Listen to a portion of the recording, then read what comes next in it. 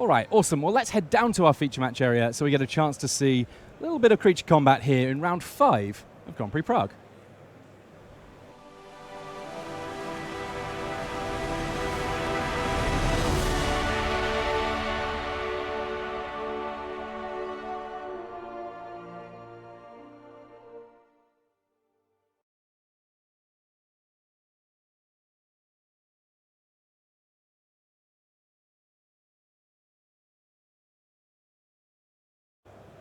Hello, my friends, and welcome to this round 5 here at Grand Prix Prague. We have Walter Segar on Elves up against Martin User on the other side of things, playing Hollow One. Now, I believe that, Frank, you've got a bit of insight into how it ended up that Martin is on this Hollow One deck. Yep, indeed. Martin was deciding last night between Hollow One and Humans. Humans is a deck that Martin has also found success with in the past. Ultimately, he wasn't really quite sure which deck to play. He liked both, but he already promised the other deck to a friend of his. And that friend said, well, I do ultimately prefer to play Humans myself. So then Martin said, well, then I'll just go for Hollow One. Yeah, it's amazing how you get to be a little bit philosophical about these things when it comes to picking out your deck when you have played as many Grand Prix as Martin User, had as much success as him. He was, of course, in the finals of the Pro Tour over in Minneapolis, Minnesota just a few short weeks ago. And here we saw him, you know, the classic play, Bolt the Bird, or in this case, Lightning Bolt the Boreal Druid. Follows it up on turn 2 with, wow, quite a hefty improvement to his battlefield. If he's going to be able to discard a few cards, his Flameblade Adepts are going to be absolute monsters in subsequent turns. Yeah, this is, I mean, the whole idea of the Hollow One deck is to exploit all of these cards that draw and discard. They can make the cost of Hollow One cheaper, can fill your graveyard for a Gurmag Angler, but also boost the power of Flameblade Adept. And Goblin lore is going to mean that Martin will get in for a whole lot of damage with his Flameblade Adepts. And spinning the wheel, maybe he will be left with a free Hollow One after randomizing as well. Yeah, I think that when people first saw this deck, they were a little bit afraid of the amount of randomness involved with it, but it's proven itself to be pretty decent. Hollow One going to the graveyard. There is also a Bloodghast in there, though. And there's nothing to say that that wasn't a Hollow One that he just drew. There could still be more copies of Hollow One. Oh, there are! For free here. And not He's just discarded one. 3 cards. Yes, 2 more in hand. I mean, I guess you might as well attack first with the Flameblade Adepts. You don't have to give away that information yet. Well, also a Bloodghast. This is a ridiculous turn for Martin. He's adding, in total, 10 power to the battlefield, boosted both of his Flameblade Adepts, and might even be threatening lethal on the next turn. And he had a Lightning Bolt. I'd have been tempted to kill off a Dwinnen's Elite, so there wasn't even the potential for a double block there, but there were no blocks as it stood, and uses instead that bolt on the Elvish Mystic in play. Going to be very, very tough for Segar to get out of this one. I don't... well, maybe Heritage Druid. Yeah, but then what? You do have to at least defend against the Hollow Ones. Maybe if you can tap all 3 Elves, play another Dwinnen's Elite, you have some chump blockers, you may have access to way more mana on the next turn. It's not over yet. But I do like the decision by Martin to just Lightning Bolt the Elf there. Bolt the Bird is a saying that has been around since pretty much the start of Magic. And it means that when you can use a very cheap removal spell like Lightning Bolt to stunt the mana development on the other side, that's usually worth it. But and especially when there's only one land on the other side of the battlefield. The Boreal Druid, I can see an argument for maybe holding back on, but when a land drop was missed. And Wouter just passed the turn. So apparently he was not able to add anything of relevance to the board here, meaning that he just has to go into jump block mode. Yeah, that is bad news. Big old attacks coming from Hollow One. This is what the Hollow One deck does. It is very, very good at punishing weaker draws from opponents because it can threaten just so much damage so early in the game. Yes, jump blocking 1 Hollow One means that you will survive. Maybe if Wouter can draw a land on the next turn and play something, but not really sure what he has in hand. He's got at least 1 Collected Company in hand, so in principle he could maybe get something. I mean, if he's running the Vizier of Remedies combo, he could potentially get something going. But even that, he needs to worry about summoning sickness. Yeah, this is a tough old spot. And he needs Sega, 4 blockers. Yeah. All right, so game 1, that was brutally fast. Yeah, that was quick. And it was, a great explanation of why this Hollow One deck is the deck that Martin Juza chose.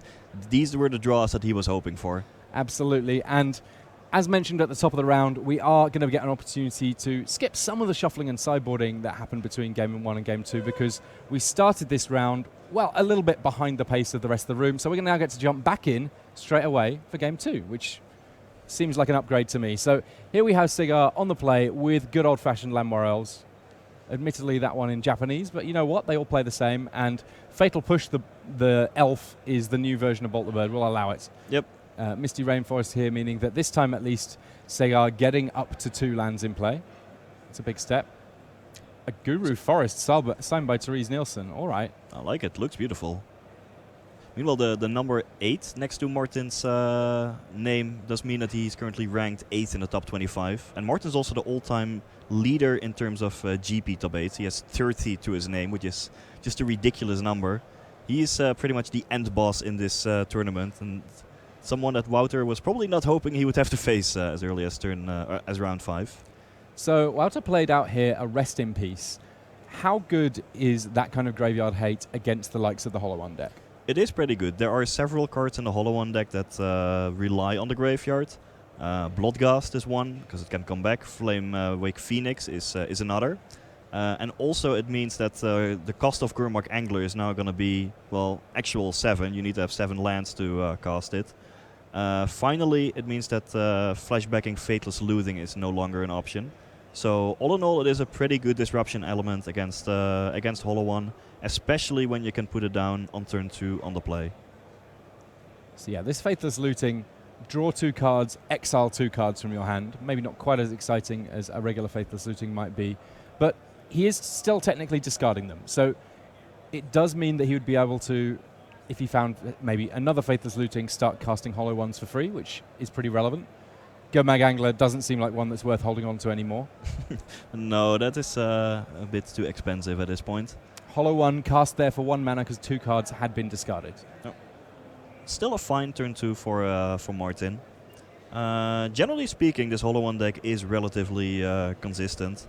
Although, you know, like the idea of blurting out 2 Hollow Ones on turn 1, that doesn't happen too often. Maybe 3 or 4% of the time. You can expect to have at least 1 Hollow One on the battlefield by turn 2 in about 40-45% of the games, depending on your mulligan strategy. And that's also the type of game that Martin is finding himself in now. So Wouter here, the first creature he plays is not an elf. Sorry, the first creature after that, Lamorel, should I say. The one that's currently sat on the battlefield is a Burrington Forge Tender, a Kithkin with protection from red, and you can sacrifice it to prevent all damage from a red source. So it doesn't actually match up super well against Hollow One, but against a lot of the removal available to Martin User, it's a little bit problematic. Yeah, the card is not all that exciting in this matchup, I have to say. Sure, it can effectively counter a Lightning Bolt and protect a key elf. That might be useful. Maybe you can combine it with some other creature to block a Flameblade Adept. Maybe it can buy you an additional turn.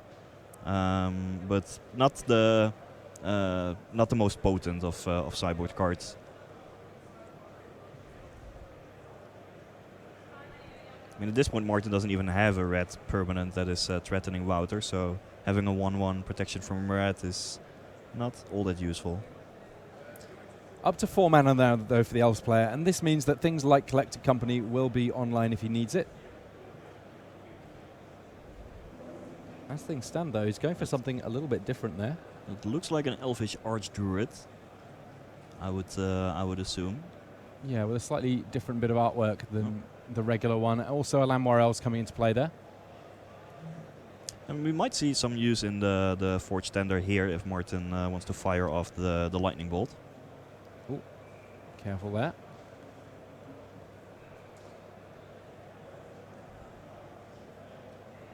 At this point, Martin's hand is not all that exciting.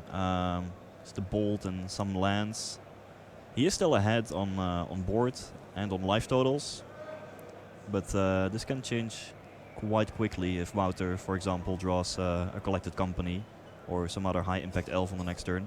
And many of Martin's threats are stifled a bit. For example, that Gurmag Angler that he discarded earlier.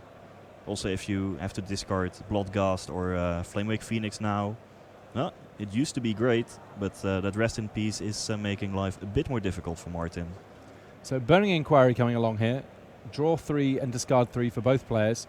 For Wouter, that's a pretty straightforward job of taking 3 cards and exiling them. For Martin, he will potentially have upgraded his hand here.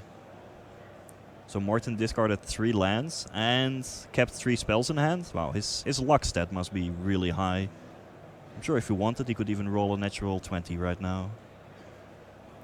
As things stand, he kicks things off with an attack from that hollow one. Life total's 13 to 16. Grim Lava Monster, I believe, is in his hand. Also gotten much worse thanks to the Rest in Peace. No real activated ability anymore. Okay, so Goblin Law. So this is draw a whole bunch more cards, discard 3 more. Thoughtseize, Collective Brutality, and Grim Lavamancer. So Martin doesn't mind losing those all too much, but it's also not like his hand is great. I think he's left with a land, a Grim Lava Monster, which is just a 1/1 for 1 with no abilities at this point due to the Rest in Peace, and a Street Wraith, which I guess if Martin draws another land, he might want to cast. Then again, he could also cycle it in the hope that there's, say, another hollow one lurking on top of his deck. And now is a good time to cycle it because he's already discarded enough cards that if he found a hollow one, he would immediately be able to cast it for free. No, it was just a Bloodghast on top there. Martin can cast it on the next turn, and then it will be a 2/1 haste effectively. It's gonna be a bit of a rather underpowered creature team that is trying to get the job done for Martin, with a 1/1 with no abilities and a 2/1 haste on the next turn that is not going to come back from the graveyard. But, well, if Wouter does not find any additional relevant elves to add, Martin may still be able to take this one. No, Wouter did find some relevant cards here. Yeah, it looks a little bit that way.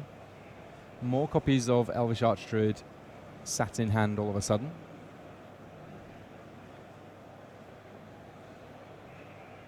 So that one gives +1/+1 to all the elves, and it can tap for an amount of mana equal to the number of elves you have on the battlefield, I believe. I believe so.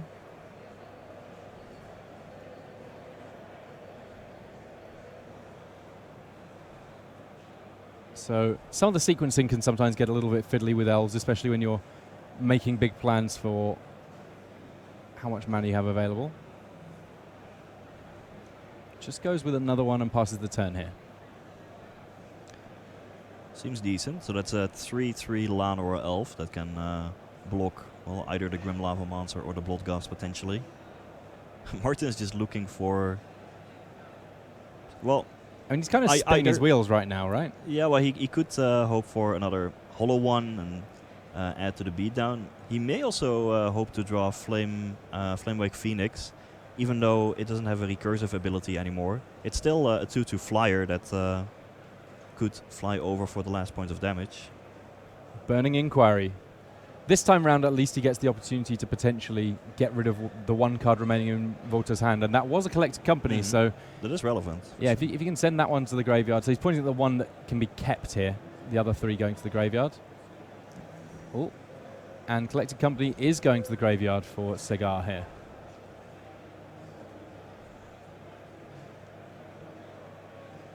I think Martin was left with a Lightning Bolt here. If that is indeed the case, you still cannot profitably attack with the Grim Lava Monster. The hollow one can get in there.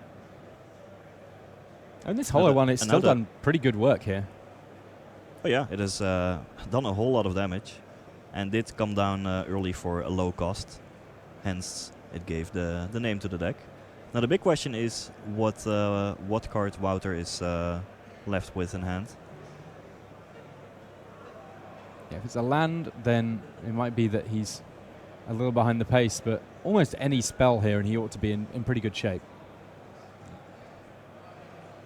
I guess another Rest in Peace would again be a fairly bad draw. Ooh, an aggressive Archdruid. Attacking him for a couple of points there. And an Elvish Mystic coming down. A couple of 2/2 elves will be enough to block and trade with this Hollow One. So if that happens, the board is back to more or less parity. But Wouter still has a small edge when we get to a top deck race because he has this Rest in Peace on the battlefield. Yeah, the Rest in Peace doing essentially nothing to the Elves deck in terms of what it's looking to achieve. Nice attack with the Lava Monster as well. Martin's effectively saying, well, you could just block my Lava Monster and kill it without losing any creatures. But then you do take 4 damage from the Hollow One. I would be fine with that. Westphal Abbey, the play for Vota here, passes the turn with lots of mana up and a Faithless Looting from Martin User, who finds another Lightning Bolt. Wouter down to 4 life. But actually, if he goes to activate the Westphal Abbey, for which he does need more mana in the first place, the activation cost does include pay 1 life. So if Wouter, for example, on the next turn draws a land, passes, and then aims to activate the Westphal Abbey, Martin can respond by just bolting him, because the activation would put Wouter down to 3. Okay, I had to be more specific, an untapped land, but yeah, we might see that sequence of plays on the next turn still. Yeah, I mean, at the moment, the second ability to be able to sacrifice 5 creatures and transform Westphal Abbey feels a long way off right now. There is a nice option for the Elves deck to have available to it. And the question is, does Wouter recognize this threat of Lightning Bolt? And if so, does he respect it? Vizier of Remedies coming down for Cigar. So this is one half of his combo with Devoted Druid to make infinite mana, though it must be said, if you had to pick one to put into play first, I'd probably go with the Devoted Druid, because that's the one that you need to get past any kind of... Oh, and now the coast is clear. Martin can actually now get in for the final point and use the bolt for the win. Wow. It turns out that even with Rest in Peace, while Martin uses a plan not quite working for him, able to get something going simply by virtue of the amount of burn available to him. Got the first Hollow One down. That did a fair amount of damage. And then, yeah, as it turns out, there was extra burn. Actually, as it turns out, I think that Martin drew that turn Collective Brutality as well. So even if it had worked out that there wasn't a clear path that he was able to make, he was still going to be able to get the extra couple of points of damage in. So as it turns out, burn in the Hollow One deck, we certainly wouldn't characterize it as a burn deck, but sometimes, you know, you'll take what you get. It's a good way to close out the game. For me, a takeaway from this game is that Rest in Peace is a very strong sideboard card against Hollow One, but it's not game over. If you slam it on turn 2, you can still lose. And Wouter did not have a great, super powerful assortment of elves to follow up with. And ultimately, just a regular Hollow One cast and attacking did enough damage for Martin to get there. Yeah, sometimes that'll do it, and that will do us for our main match in the round. We will have more Magic for you very soon. Do not go anywhere. More from round 5 after these messages.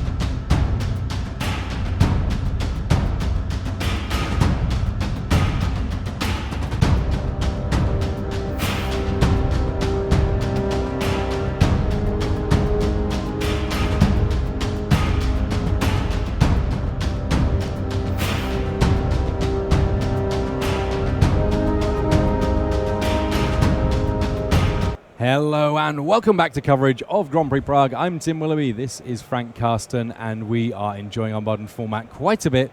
A whole variety of different decks we've seen thus far, and I don't really anticipate that changing just too much. We finished with our main match. We got a chance to see Hollow One against Elves, where Hollow One, it did its big thing, and then it didn't do its big thing, but either way round, it kind of was able to get things going for Martin User.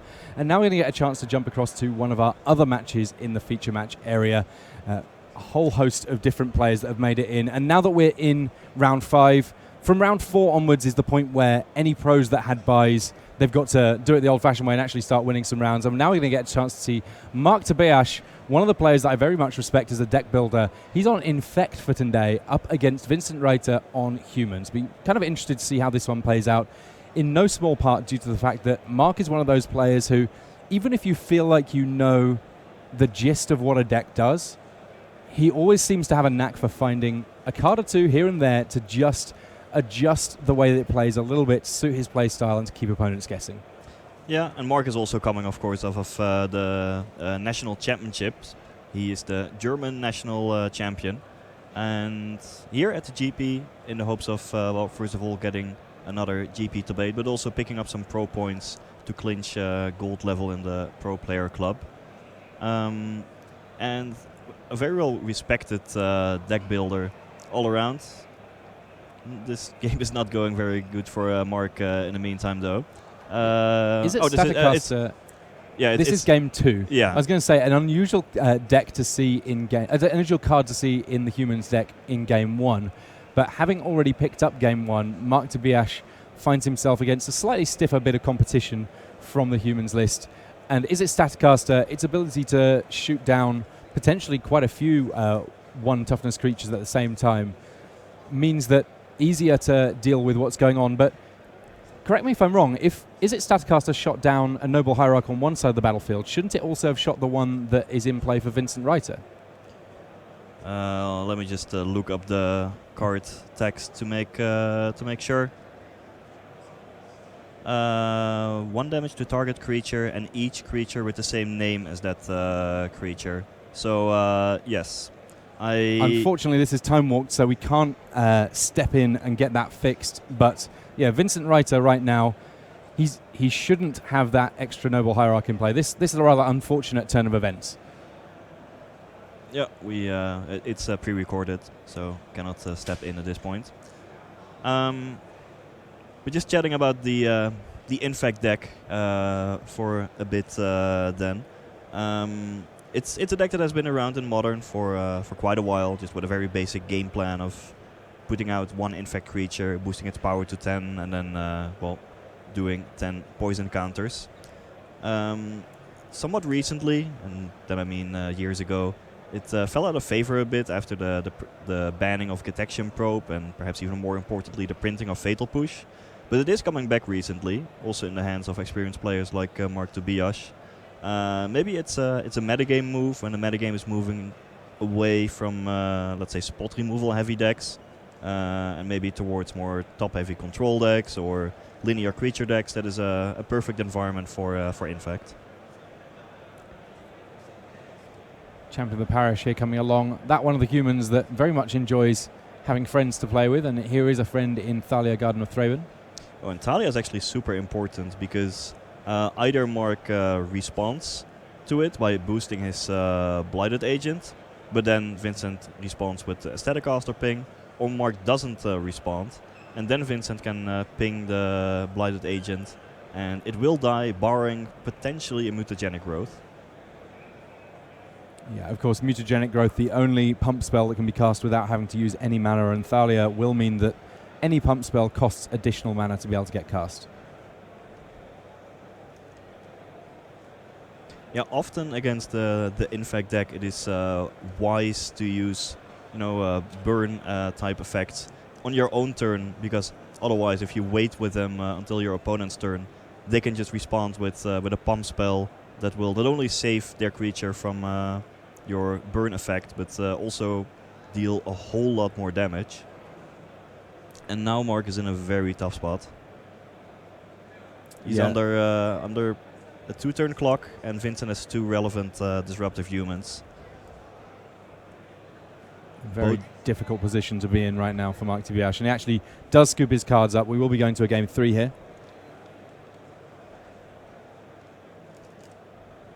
These guys, their game 1 also relatively quick. We now get a chance to jump straight across to turn 3, game 3 rather, and you can already see a couple of Street Wraiths and a Mishra's Bauble. This is one of the ways that the Infect deck gets to feel a little bit sort of slimmer, as it were, when it comes to drawing into its good cards. Still more copies of Mishra's Bauble. Mark Tibiash getting plenty of information about what's on the top of both players' decks here.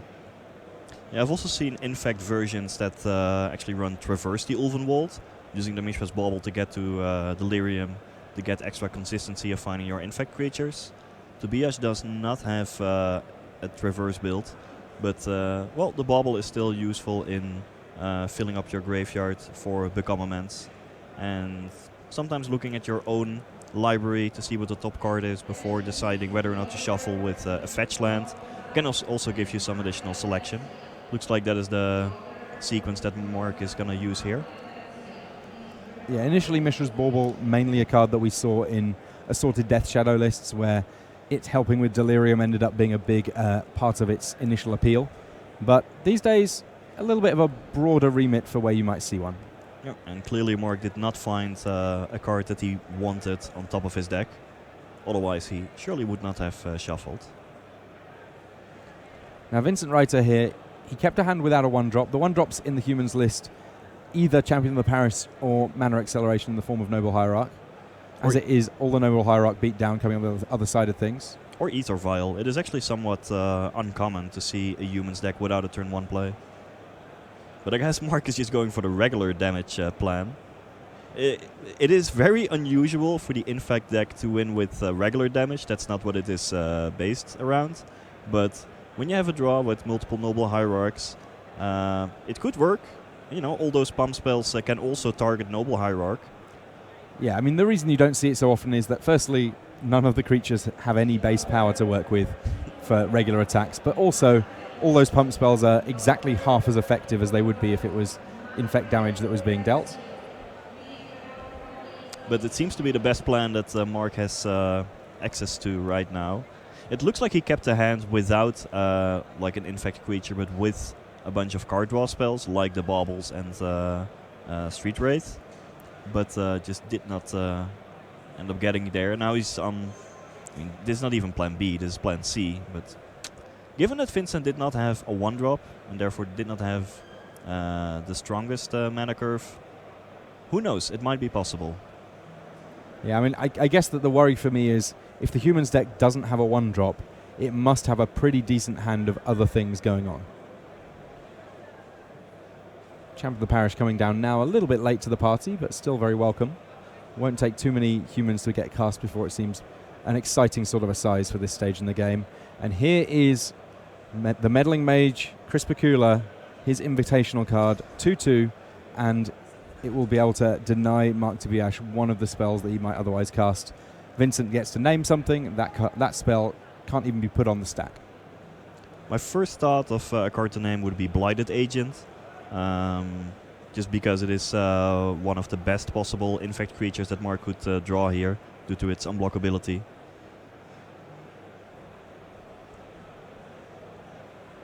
Not sure what the card named actually was, but we might find out throughout the game.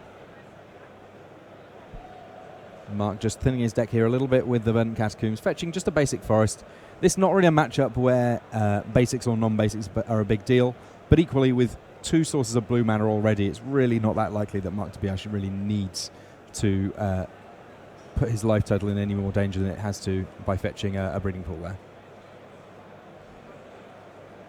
Pendelhaven sadly unable to pump the Noble Hierarch, as it never ends up being a 1/1 in regulation play. Plan C is still not looking well. Although maybe starting from the next turn, Vincent may have to be at least somewhat careful in having a possible chump blocker for the Noble Hierarch, because there are sequences of cards, mostly involving Become Immense, where Mark could turn a Noble Hierarch into a single lethal creature. So a gut shot being played there, 2 life and 1 mana to kill off Thalia, Guardian of Thraben. This all in response to Thalia's Lieutenant, which will otherwise be pumping the whole human team. Champion of the Parish jumping to a 4/4. The Meddling Mage now a 3/3. I like how you give the proper pronunciation of the card. I do what I can where I can. And here are the big old swings. 7 points of damage aimed at Mark Tobiash. Only 8 life to work with, so if he takes all of this, then things like his fetch lands could be a little bit precarious. If he blocks, though, what shape does that put him in? This is a tough old spot for Mark. Yeah. Not blocking and falling down to 1 in the hope of, I guess, attacking with a lethal Noble Hierarch seems difficult, if only because Vincent has a jump blocker. So I think Mark's plan might just be that, well, there's an infect creature on top of his deck, maybe an Inkmoth Nexus, and then somehow have the ability to win with that on the next attack. So to get there, if that is his plan, he needs to, well, at least jump block here. And it ended up not quite being a jump block. Using Apostle's Blessing to give protection from white, he was able to couldn't he just fade a little bit of damage there. Tap the Hierarch for white mana instead of for action mana? He could have done, but that wasn't the option that he took there. Okay.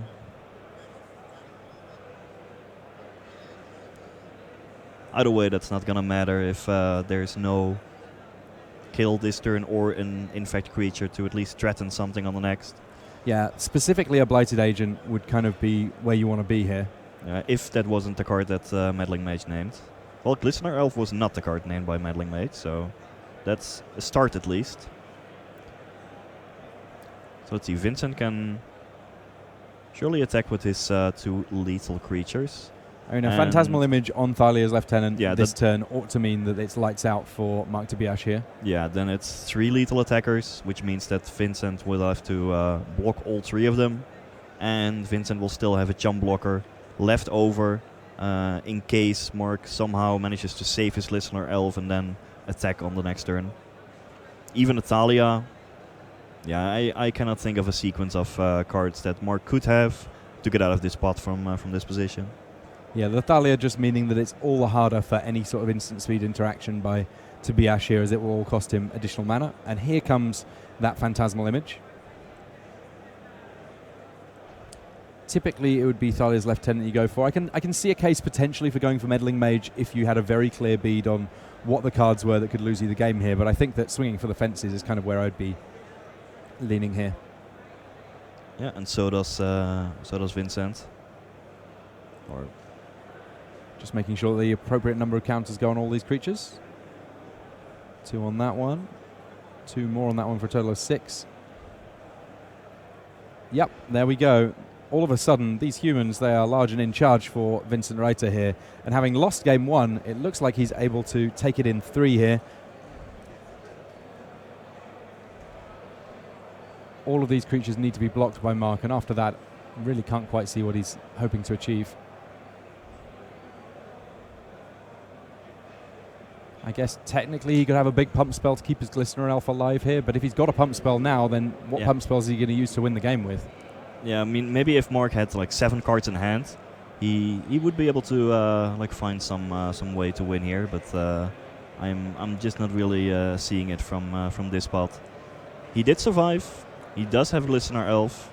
So if he has a Become Immense that has not been named by Meddling Mage, assuming that's the case, and another pump spell that's not been named by the Meddling Mage, that could do it. But no, there's the handshake. Vincent Reiter picking up the win there. In fact, having a slightly awkward run of it, at least in sideboarded games. We will get a chance to see another match soon enough. But obviously, a little unfortunate that we saw the slight rules mishap there. Not something that we could jump in with the judges, though I'm sure that we will be able to let them know about it so they can look out for it in future rounds and maybe have a quick word with Dennis just to make sure that that's all good going forward. But one more match that we're going to get. These matches have been tumbling thick and fast in our feature match area, that meaning that we're going to get a chance to head back down to our feature match area and see a deck that's very close to your heart, Frank Carsten. Jeffrey Cormans, he's on Affinity, and he's up against Ivan Floch, the Pro Tour winner, on blue-white control. How does this matchup go? Well, it is gonna be a somewhat close match. I would expect. The white-blue deck has changed quite a bit over the recent year, mostly. Nowadays, it runs Jace and Terminus, which gives a bit of a different way of playing out the game. But Affinity most definitely is the aggro deck here. It is trying to get on board quickly, deal a whole lot of damage before Ivan has a chance to deploy his powerful 4 and 5 mana Planeswalkers. The draw for Jeffrey is okay. When I look at opening hands for Affinity, I'm always looking for something to do on turn 1 and one big payoff card. Either, let's say, a Cranial Plating, an Arcbound Ravager, Steel Overseer, or maybe Master of Ethereum. Something that helps you exploit having lots of artifacts. So Jeffrey's draw is okay, but there have been more explosive draws. This is an Oost? How do I pronounce it? That one is Oust. Oust. So gaining a little bit of life for Ivan Floch and putting away the first creature from Jeffrey Cormans. He's not been able to get much on the board in these early turns, and I can't help but think that that could end up punishing him. Thus far, his Affinity deck, all very shiny, all very glistening and golden and gleaming in foil throughout. But if he's not going to be able to do damage early, then he may find that he's not going to be able to do enough damage full stop here, as his third Nexus, this one, an Inkmoth one, comes down. Yeah, this was actually a very big play for Ivan. It's a one-off Oust in his entire deck, and it was much better than, say, a Path to Exile, which would have given Jeffrey a free land, which he could have put to good use with all of the creature lands he has. The Oust was capable of getting rid of a creature that could carry the Cranial Plating permanently, and definitely stunted the development. Well, a Field of Ruin is a perfectly reasonable answer to whichever of the lands that Jeffrey Cormans decides to animate, if he indeed does go for the plan of animating a land and attacking as he did last turn. Yeah, I'm not sure that's going to be the best plan here, although it's not like Jeffrey has all that much else in hand. I do see, the Signal Pest, that's back. Springleaf Drum has already been played for the turn, so Signal Pest will be able to beat that drum, continue to generate still more mana this turn. But Blinkmoth Nexus gets animated here, and without anything better to do, Jeffrey Cormans does equip it with Cranial Plating. Represents quite a bit of damage here this time round, so there's 1, 2, 3, 4, 5 artifacts on the battlefield now. Enough for Ivan to pull the trigger on his Field of Ruin. Yeah, I would have been surprised if it connected there, especially when Ivan has access to an excellent way to preserve his own life total. I think I did see a Karn, Sign of Urza, in Jeffrey's hand. That might come down on the next turn. Although if it does, it represents a lot of damage. Yeah, although I guess you don't really want to be playing it into Cryptic Command mana generally. Now, you're a player who I would say has explored the depths of what Affinity can do more than just about anybody. Where do you rate Karn Sign of Urza in the pantheon of different cool artifact-based things that Affinity can get going on? I mostly view it as a sideboard card for matchups like this one, where the opponent has access to sweepers. Except it's a sideboard card that you can completely reasonably play in the main deck. It's always decent, especially when it can come out on turn 3 with a drum or an opal. And I like playing 1 or 2 in the main deck nowadays. Fairly single-minded here. Jeffrey Cormans choosing not to put himself in harm's way when it comes to counter magic by simply animating a land, giving it a hat once more, and sending it across to go and give Ivan Floch a bit of trouble. Yeah, and I do think that if he had played Karn here, it would have just been countered by Floch's deck has a bunch of cheap counter magic, and I did spot a negate in Floch's hand. So, an interesting moment there. We saw another Path to Exile thanks to Snapcaster Mage. Jeffrey Cormans, he didn't even pick up his deck to look for a land. That means that he's only got the one basic, and that basic is a mountain. Now that will give Ivan Floch a little bit of information as to what sort of a build he's up against here. It does mean that Jeffrey is probably has more Galvanic Blasts than Master of Ethereums in his main deck. It's fairly common for Affinity decks to only run a single basic, and this idea of running out the opponent out of basics with Field of Ruin and Path to Exile is something that comes up quite frequently, and that is quite a powerful plan for the white-blue control deck. So here comes Karn Sirenerza, and Ivan Floch, he's still just got the 3 lands to work with, but he has the negate for the Planeswalker. Yep, not gonna resolve. Ivan will be happy to have the counter magic there, because a resolved Karn is a big problem to deal with. So now the one threat that Jeffrey has access to is Inkmoth Nexus. It might represent a 2-turn clock just off of infect damage. And I'm not sure that Ivan has... Oh no, he does have a Path to Exile still left, I believe. It's unusual to see a control deck so thoroughly running its opponent out of threats, but that's partly down to the fact that Jeffrey Gormans has really not drawn as many threats as might be considered typical for most affinities.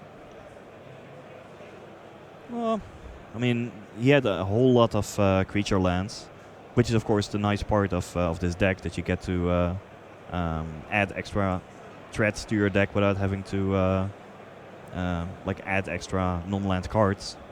But quite surgically, from Oust to Path to Exiles and Field of Ruins, Ivan Floch has dutifully dealt with every single one of Jeffrey's potential attackers. Ivan never really took relevant damage from a cranial plating equipped creature, and now the fairy is here to, well, probably slam the door on the game pretty quickly. Here he comes to save the day. As things stand, just an Inkmoth Nexus for Jeffrey Gormans in terms of creatures or pseudo-creatures, and he elects to just continue taking damage from the Snapcaster Mage. For now, not too big a threat there. I mean, personally, I do enjoy watching Affinity, and I'm happy when the Affinity deck is winning.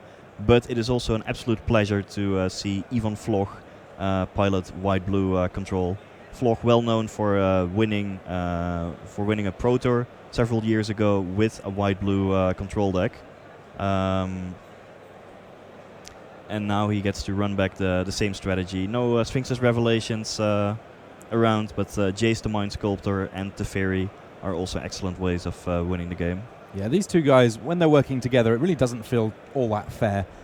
If it does work out that Teferi gets up to his ultimate, pairing very, very nicely with the Brainstorm ability of Jace, exile all those permanents, get them gone. And in the meantime, of course, each of those Planeswalkers individually very powerful.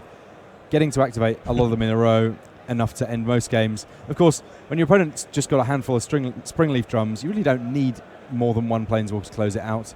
Jeffrey Gormans, he quite wisely, I think, there, scoops it up rather than taking additional time that he might need for future games. And we'll see whether or not he can do a little bit better in this game too. Yep. Probably also improving his deck a little bit after sideboard, but so does Ivan. I guess Ivan improves even more because he has 2 copies of Stony Silence in his sideboard. That's one of the best possible sideboard cards against Affinity in the entire format. And if you are able to land it on turn 2, suddenly, well, all of the key cards from Ravager to Overseer to Plating are shut down, and even half of the mana base doesn't work anymore. So this is a pretty familiar start from Jeffrey Gormans here. He's got the early copies of Blinkmoth Nexus, he's got a Signal Pest and a Cranial Plating. Will we see another Oust early doors from Ivan Floch? Well, we'll find out very soon. Looks like I saw a Baneslayer Angel in his hand there. That one, with its first strike, pretty decent against a lot of the creatures that Affinity can deploy. Yeah, it does mean that you are probably not losing to some creature land beatdown in the late game, coming in for chip shot damage. Tapping 2 mana on turn 2. It is the dreaded Stony Silence. And had Jeffrey had, say, a Mox Opal in his hand, he might have been able to equip Cranial Plating to Signal Pest before the Silence came down, and would have still had like a reasonable shot. Here, well, it's going to be tough. So but at least he doesn't. He didn't draw the part of his mana base that is shut down by Stony Silence, so he's still able to cast cards. He just cannot activate his Cranial Plating. And a couple of signal pests with creature lands is a potential way to beat Stony Silence. It's not easy to beat the enchantment, but it is possible, and with this threat base, Jeffrey might have the tools to do it. Yeah, there are certain cards within Affinity that can kind of ignore a Stony Silence, but right now, Jeffrey's beatdown definitely slowed down by what Ivan Floch has going on here. I mean, personally, I actually enjoy playing against Stony Silence. It's like a challenge. It's hard mode. Well, this is very bad news for Jeffrey. He was setting up a nice attack, but Spell Queller, also a card coming in from the sideboard for Ivan, ambushes the Signal Pest. You don't always need it to counter a spell. Sometimes just being a 2/3 flyer with flash, good enough. Yeah, no, I think we're gonna see the Baneslayer Angel in 2 turns from now, at which point it is nearly impossible for an Affinity deck under Stony Silence to beat that.